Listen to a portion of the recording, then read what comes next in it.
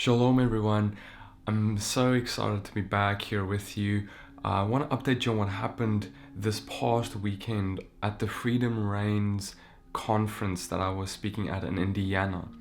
And please excuse my voice. You may hear it sounds a little different. It's because I came down with like some sickness right as we were coming back from it.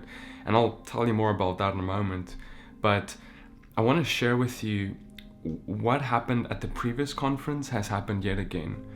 We are seeing people, it's like my wildest dreams are coming true.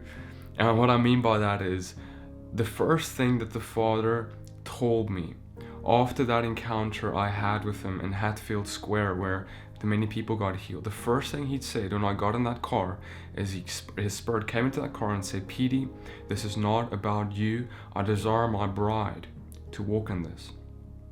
And I'll be honest with you, since I've often encouraged people about this walk in the Spirit, to walk in the Holy Spirit, empowered by His Spirit, to be able to bring the truth empowered by the Spirit.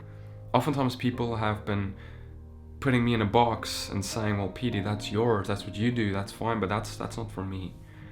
But I was confused because that's totally in contradiction to what I know the Father told me. The first thing He told me is, "Peter, it's not just about you. I want my bride to walk in power, and want my bride to walk filled with the Spirit." But my wildest dreams are coming true at this conference and at the previous conference. Now, after I went up there to encourage people, just share my heart, there were people coming forward saying, "I don't care about anything else. I need this. I need the filling of the Spirit. I need to be baptized. I need to be immersed. I need to be walking in this." And they understand, they identify the lack, and they want it. And that's exactly what the Father is doing and what He is creating. It's like the earth is ready, brothers and sisters. It's like the earth is ready for that dove to descend upon it.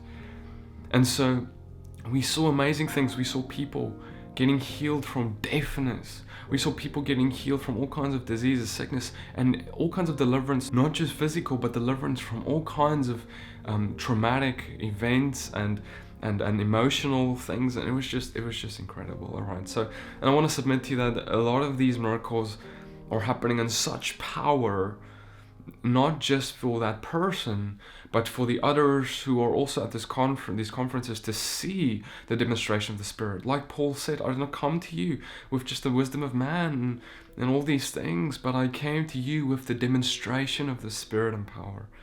And that's exactly what the Father, by His grace, He's doing it, brothers and sisters. He is doing it. And as me and my wife, Christina, as we were actually traveling back from this conference on Sunday, I got a message from Victor, who was one of the speakers and also the organizer of this event, and he said the following: "Wow, I just got a call from a man at the conference who felt so emboldened and filled with the Spirit that he went to his drug-addicted brother's house and cast out a demon.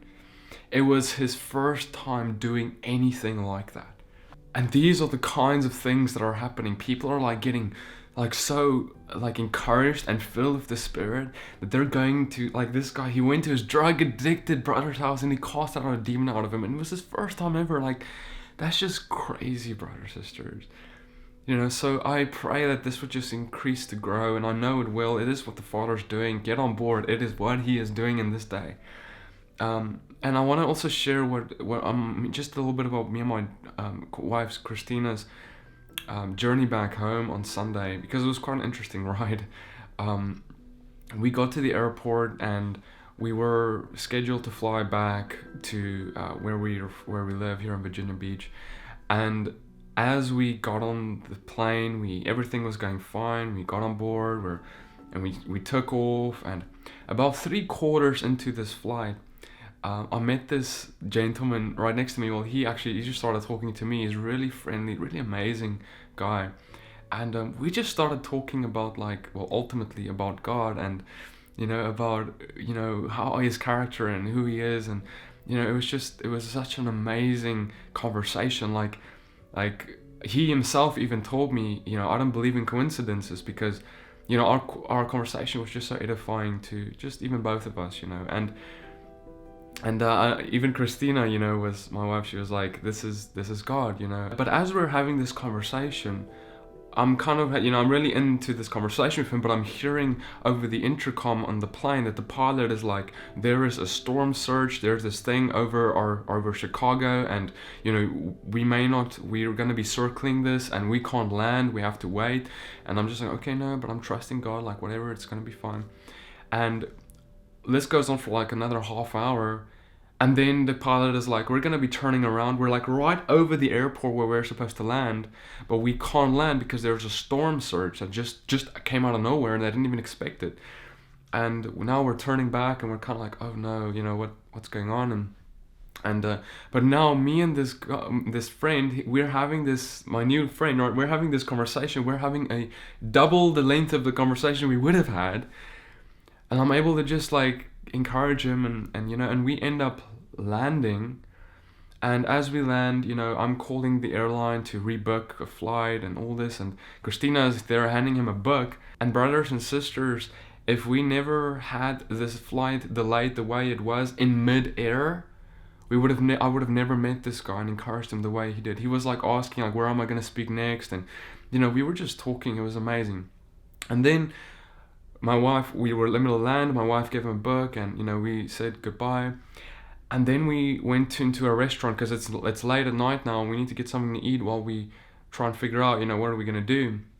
And we were at this restaurant, and at the conference, okay, there was a man who came to me, a friend who said, Petey, I've got this, and I'm giving this to you, it's money.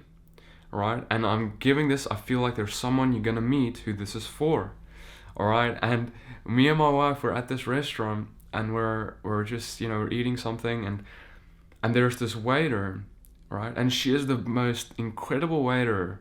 Like, she is so amazing, and I'm just like, just going on, and we're kind of in a rush because they're actually about to close and everything.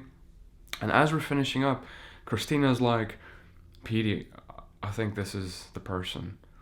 And I'm like, I feel so too. And we get the bill, I pay, and I end up giving her this money, and she's like, what?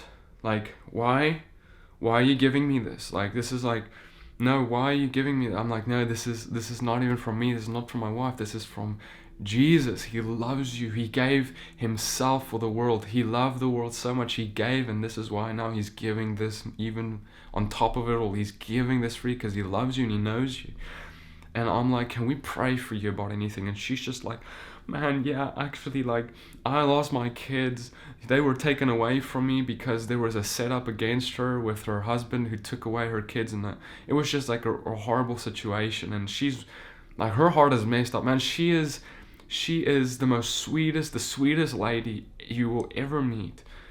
But yet this thing has come across her, and she is just like, they're like, thank you. And we're just praying. We're just like, Father, and we're doing spiritual warfare in that restaurant. We're just like, Father, we thank you for freedom, Lord. We thank you can open doors, Lord. You're going to restore this thing. And she's just like, thank you. And she doesn't even know how much it is yet. She's just got this money in her hand like this. And we ended up blessing her and saying goodbye. And as we're kind of, we're just getting our things up and leaving. And as we leave out the restaurant's exit, she's there, and she by now has gotten to open the money and seen how much it is. And she's just like, thank you. And she's just like, it was amazing, brothers and sisters. And so, what I want to tell you is this. Thereafter, things started going wrong. Me and my wife, we had to wait a whole extra day to catch our flight because there was no flights left for the day. And so we had to sleep at the airport. So we ended up, but we were like, oh, this is fine, no big deal, of course, right? We're getting our stuff, we're sleeping at the airport. And I end up just staying awake because I've got some work to do, and I'd rather just work through it, and she's sleeping, and as the day goes on, I'm super tired, she's also very tired, and we're now doing our flights. We got like hours and hours and hours of flights all the way back home, and by the time we start reaching home, I'm so tired, I just get in bed and I just sleep, and she as well. But then we start both getting sick, really sick, with the flu and with everything, and then she's, we're both kind of bedridden, and she's bedridden, and she's still not feeling well, even as I'm making this video. And now you may be asking the question or thinking, PD, you just came back from a conference. People got healed. You're talking about people. If you're saying the truth, PD, if you're telling the truth, you're saying people are getting healed from like deaf ears, and you can't even get rid of your little flu. Like, what are you kidding yourself, right? And I understand that question and that perspective, and I just felt led to just talk about that for a second. While I do understand the question, it is the same kind of thing it was asked to Jesus, to Yeshua, our Messiah, when he was on that cross. Why don't you take yourself down from that cross? Why don't you just, get yourself, you're the Son of God. Can't you just call on angels to get you down? And right, of course, he could have. He could have done that. But get this. The disciples, everyone who knew him, this was the worst thing that happened. This was the worst thing that could have ever happened to them, is for them to lose their Messiah. Right? And if you were to go back on that day and you asked them, they were devastated. Right? He's on the cross. He's dying. He is now dead. He's been crucified. But yet, his suffering was the best thing that ever happened to this world. His death on that cross was the best thing that could ever happen to me or you or anyone else on this world. We have salvation because of the worst thing that could have ever happened became the best thing that could have ever happened. And so, brothers, I want to submit to you that in the same way, our lives, the worst things, if we are followers of him, the worst things that can happen to us is turned around to be the best things that can ever happen to the world around us. If it was not for our flight getting turned around right above our airport of where we're supposed to land, we would have never met that man who, he's such an amazing guy, and wherever he is, I just trust that the Father will just, bless him, and if that would be a blessing for him. And if it wasn't for our flight being turned around, we would have never met the person that God set up for us to meet. He set up for us to meet her even while I was still at that conference, because this friend, this man came and he gave us this money, and he said, this is for someone. God already spoke to him about this lady who he didn't even know, who God turned our plane around to meet. That's how what God did for us to meet her. That's how much he loves her. That's what he went through to just show her that he loves her and he sees her and she's not alone, even though that's exactly how she felt. That's all been because, and yes, we came down with the cold, we came down with the flu, and we don't understand why we got sick. For example, when Yeshua was on the cross, Jesus, he was on the cross. If you want to ask any disciple, they will all tell you, we don't understand why. No one understood why. Everyone is confused. But at the end, there was a reason and a purpose. And so in the same way, brothers and sisters, let this video even just be that purpose. For me to show you and tell you that if there's things that go wrong with us, things that cause suffering, there's things that's not fun always, right? And we don't always see why. But it's okay to not see why. The disciples didn't see why while he was being crucified. Yet it turned out to be the best thing that could ever happen to them. Right? And so what if your suffering is going to be the best thing that ever happened to someone around you? Because that's gonna be the best thing that ever happened to that waiter, and maybe even that man we met on the plane. Who knows? We don't know. So guys, I hope this encourages you. God is doing mighty things. He is moving mightily, and I can't wait to see what he does next. May God, this video bless you and encourage you to walk more like he does, and to rejoice in your suffering and your tribulation. And it's actually quite amazing because, in the midst of all this, we didn't tell anyone about us being sick or anything, but there was actually a man who was at this conference who had a vision or a dream about me weeping, and he actually it drew him to actually make a post on Facebook to say, everyone please pray for PD. And he had no idea what was going on, but this was what was going on, is we're delayed, we're sick, we're all these things is happening to us, and he's been Even though I wasn't crying, it was this inside, like, hey, my wife, I want her to, I don't want this to happen to her. And we were in a good spot, and he was late to do that. And then this morning I had another brother who I haven't had contact with him in a long time, and he just messaged me out of the blue, out of nowhere, and he's like, brother, I had this dream about you, and that I need to be praying for you, and please contact me, let me know what's going on. And Father was just like letting all these random people know about what is going on and praying for us, just against the spiritual attack it's coming up against us right now, because it's obviously happening, right? It is happening because of what happened at the weekend, which was amazing things. And we don't care. Like, Satan can go and whatever, right? We don't care. He can go and get behind us. He's already behind us.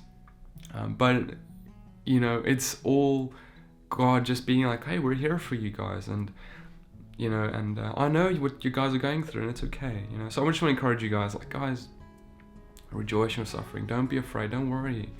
Even if it's the worst thing, hey, our situation wasn't that bad, but even if it's the worst thing that could ever happen to you, Jesus' death was the worst thing that could ever happen to his flesh, but it was the best thing that could ever happen to the world. It's okay for bad things to happen to us. When we are in him and we're in covenant with him, it becomes used. The bad stuff becomes used for his glory. May God bless you and keep you.